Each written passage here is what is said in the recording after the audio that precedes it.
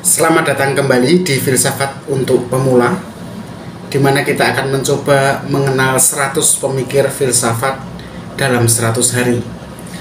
Hari ini kita akan membahas seorang pemikir yang sering dianggap sebagai salah satu pelopor feminisme modern.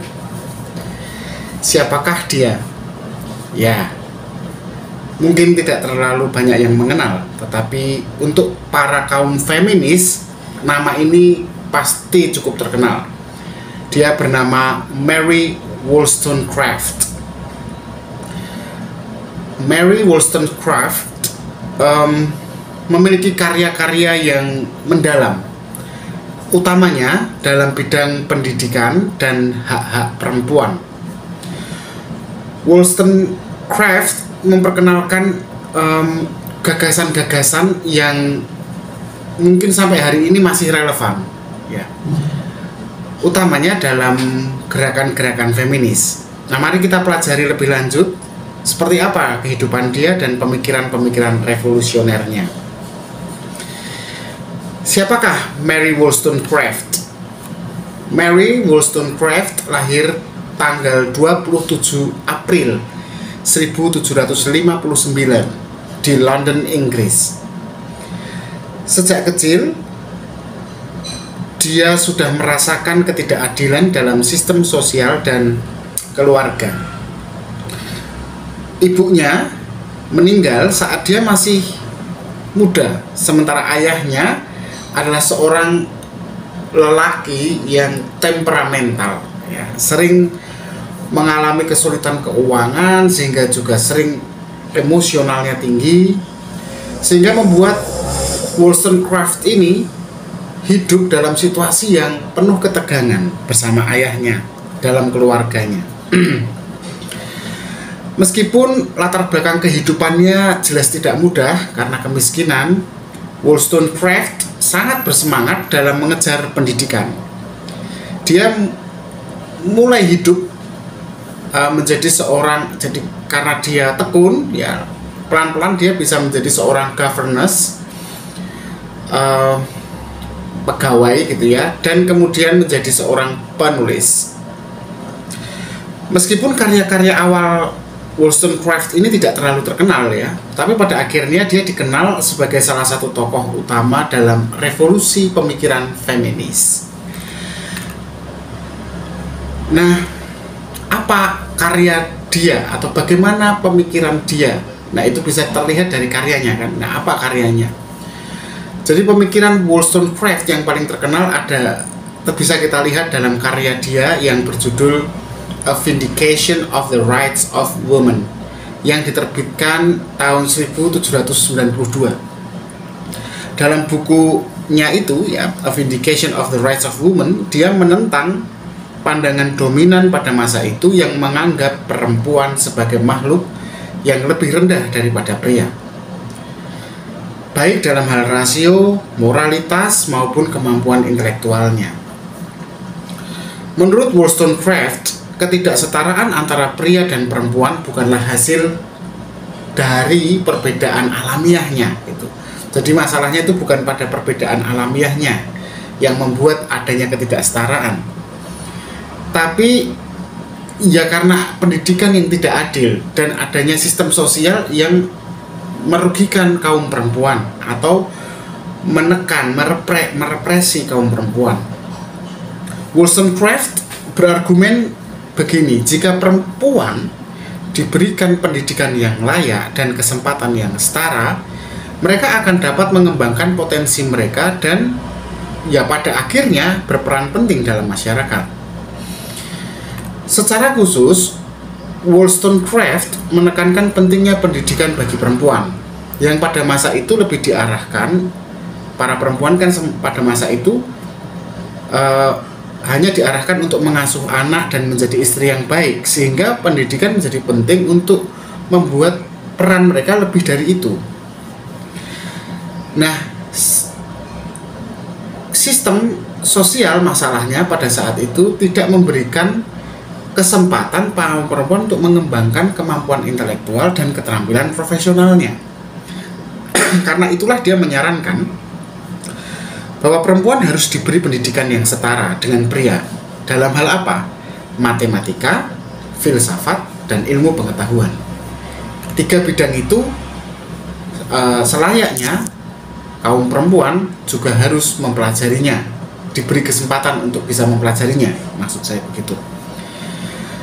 Nah, pada dasarnya Wollstonecraft tidak hanya bicara tentang pendidikan ya, jadi dia tidak hanya menyerang tentang pola pendidikan perempuan yang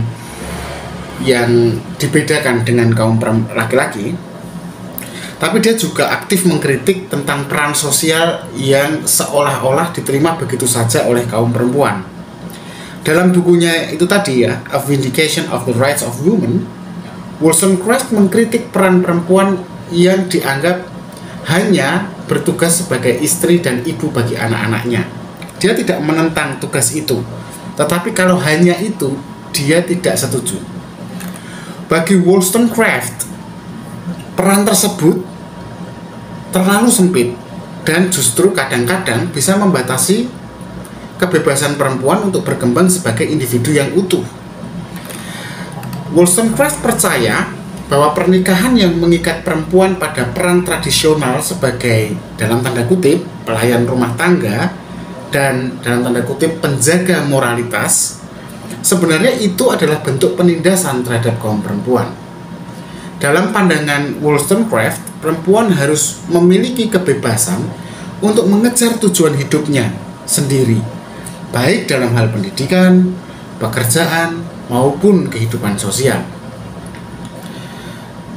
Wollstonecraft juga berbicara tentang pentingnya kesetaraan dalam hubungan antara pria dan perempuan.